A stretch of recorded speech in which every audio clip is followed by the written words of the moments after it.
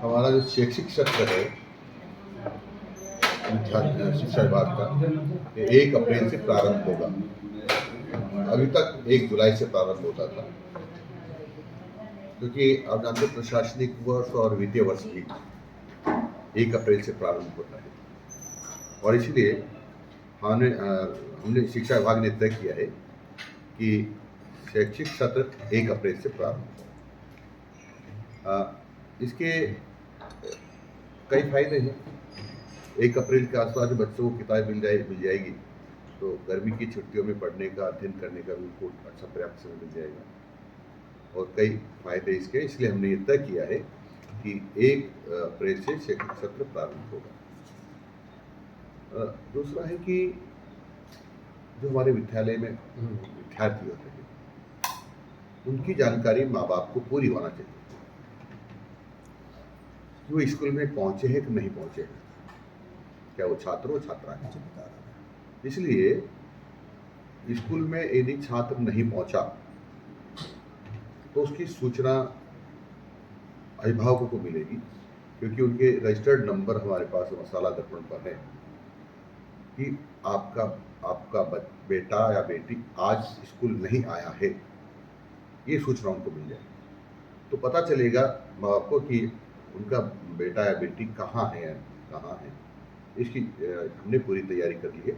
बहुत शीघ्र ही इसको हम प्रारंभ करने वाले हैं। दूसरा है कि हमने ये भी तय किया है कि जो हमारे पंचायत राज, संस्कृत विभाग, संस्कृत शिक्षा यानी और हमारा शिक्षा विभाग के जितने ऑफिसेज हैं, वो अब कुछ दिनों बाद से राष्ट्र गान से विद्यालय ऑफिस हमारा प्रारंभ होगा, और राष्ट्र गीत से ऑफिस हमारा बंद होगा। उसके साथ साथ यानी ऑफिस के प्रारंभ में और लास्ट में राष्ट्र गीत और राष्ट्रगान होगा। ये हमने तय किया है। इसके साथ ही हमने सरकारी विद्यालय और निजी विद्यालयों की पोशाक, ड्रेस, गणवेश, जिस अलग अलग नाम से अपने हिसाब से लोग बोलते हैं, यूनिफॉर्म जो कहते हैं, वह एक ही होगी, और उसमें टाई को कोई जगह नहीं होगी।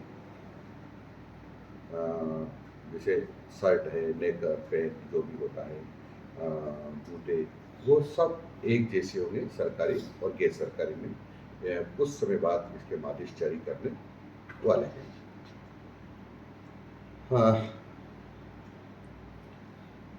आगे चल करके हम शिक्षकों की भी यूनिफॉर्म तय करने वाले हैं,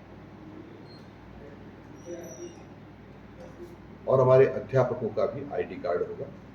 अध्यापकों के आईडी कार्ड के बाद यानी परिचय पत्र के बाद हम उसके आगे जाकर के हम सभी बच्चों का परिचय पत्र लागू करने वाले हैं। ये कुछ बातें थी जो आपको मैंने बताई है, क्योंकि बहुत महत्वपूर्ण बातें थी।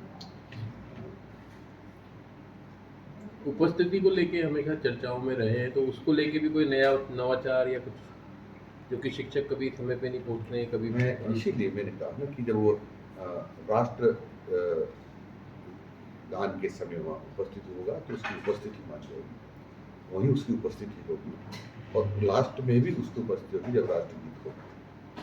तो मैं समझता हूँ कि वो सब होना कम है। ऐसा स्कूल और पंचायत राज के सभी ऑफिस होंगे? मेरे पास 3 डिपार्टमेंट है, पंचायत राज, शिक्षा विभाग, संस्कृत शिक्षा विभाग, तीनों के कार्यालय।